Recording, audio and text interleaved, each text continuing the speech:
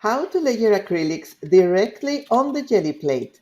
Create a delicious National Coffee Day collage. For this second Saturday art, and since it is National Coffee Day, what a better way to celebrate than creating a whimsical collage that pays homage to those beloved coffee cups and delectable donuts. This is what you will need. Before we start with the fun, let's gather some materials. You will need a jelly plate. Any size will do.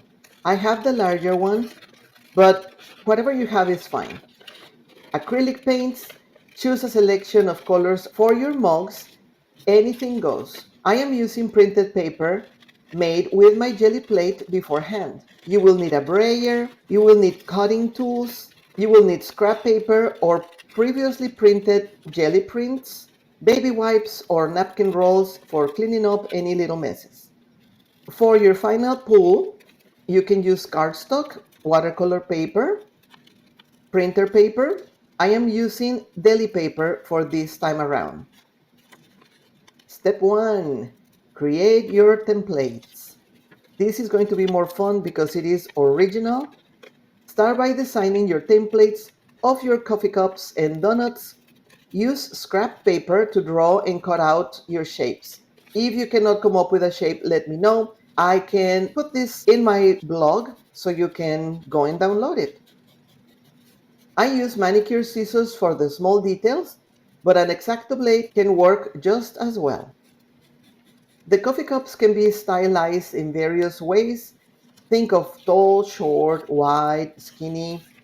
Pick bright colors, preferably from your own jelly printed paper, so you use all those piles of paper you already printed.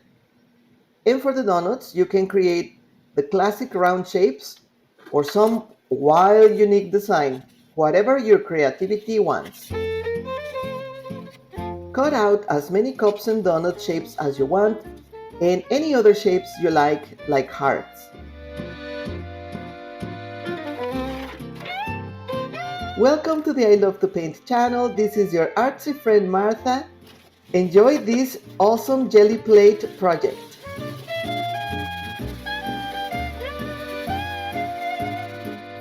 Place cutouts on the plate in any design you want.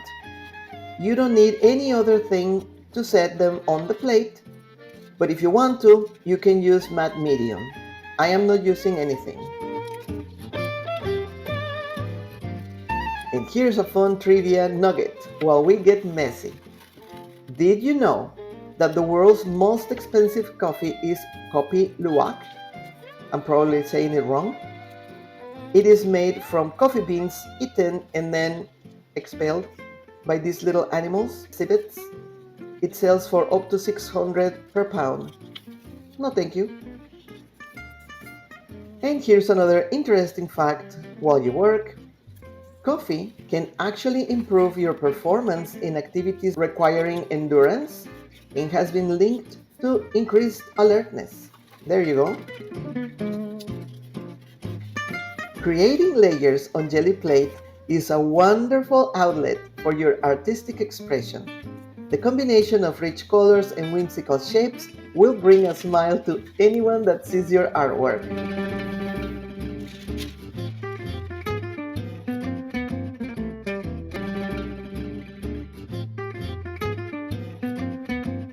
The next step is start rolling the paint. Once you have your design shapes of coffee cups, donuts, and any other design you cut out ready on the plate, begin your process by applying a thin layer of acrylic paint on your jelly plate using the brayer. Gently roll the layer of acrylic paint. Make sure the paper shapes don't move so you don't get paint under them. You can combine multiple colors for a more dynamic layered effect. To add more depth and complexity to your artwork, you can build more layers. This is a time to explore different colors and techniques. For instance, you might want to experiment with stencils or texture tools to create interesting patterns on your prints. I am going to leave it very simple for this print. Did you know that coffee beans are actually seeds? They come from the cherries of the coffee plant, and it takes about 2,000 cherries to make just 1 pound of coffee. Wow! Once you are happy with your design, it's time to pull your first print. Lay your chosen paper over the paint cover jelly plate. I am using deli paper, so very carefully press it down, rubbing your hands over every single little part of the plate on the back of the paper to ensure that the paint transfers well. Then slowly and cautiously peel the paper away to reveal your first masterpiece. Check slowly if it is not working for whatever reason. Go and start from the other corner. Try other angle very slowly. I had some issues with this print, mostly because I had the fan on, but most of the time the pulls come out just clean. Don't be too stressed. If something happens, you can always fix it after you finish pulling. Next step, adding texture or little details. Having extra texture is a fun way to bring your collage to life. You can leave the color as it is or use extra tools like sponges, bubble wrap, or any other texture that you want if you want any. Sometimes the wrinkles on the paper are also fun texture. You can also print directly details onto the printed paper, and you can feel free to add little shapes on the donuts like sprinkles or whatever else you can think of. For the next step, we're going to do some finishing touches. Let the print dry thoroughly. See what you like, what you don't like, and what you learn. Once fully dry, you can see what you need to fix, what you would like to add, any extra paint or little details. I'm adding some little shadowing in certain areas, and I am learning a couple of things that I did not like. Things I learned with this pull. The deli paper is beautiful, but not for this particular type of print that is like collaged into the paper. Also, if the thin paper is used as an item of collage, it should have a layer of matte medium so it doesn't tear, because so much wetness make this paper weak, so it tore. It's fixable, not a problem, but to save your time. And also, using what I did, the little glue stick, is not a great idea for this.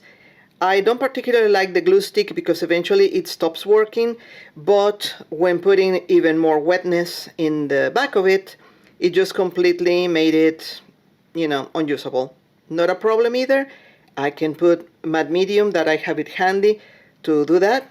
And the next thing is the background should be a lot more contrasting than the collage. I love the colors, all of them. I love them together, yes.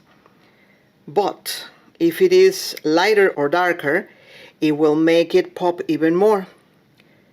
So what I'm going to be doing right now is I'm going to be fixing this couple of things, putting the white outline in some parts just to give it a little more difference.